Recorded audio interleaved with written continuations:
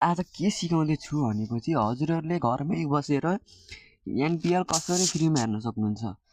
धेरै इजी रहेको छ, हजुरहरूले केही गर्नु नै पर्दैन। फोरममा जानुहोस्।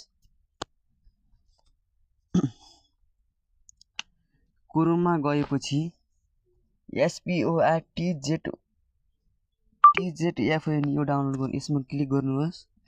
त्यसपछि सुरुकोमा क्लिक गर्नुहोस्। भेरी इजी छ है गाइस। अनि यहाँ तल रियल र फेक भनिरहेको छ, यसलाई डाउनलोड गर्नुहोस्। यसरी यहाँबाट यसरी डाउनलोड गर्नु होला गाइस। हजुरहरूले मेरो अलरेडी इन्स्टल भइसकेको छ, हजुरले यहाँ गएर डाउनलोड गर्न सक्नुहुन्छ। अनि हजुरहरूले केही गर्नु पर्दैन, सिधै एप ओपन गर्ने। ओपन गरेपछि त्यहाँ लाइभको त्यो आउँछ, त्यसमा क्लिक गर्ने, हेर्ने है गाइस। Very easy. यो रियल फेक होइन है गाइस, 100% रियल।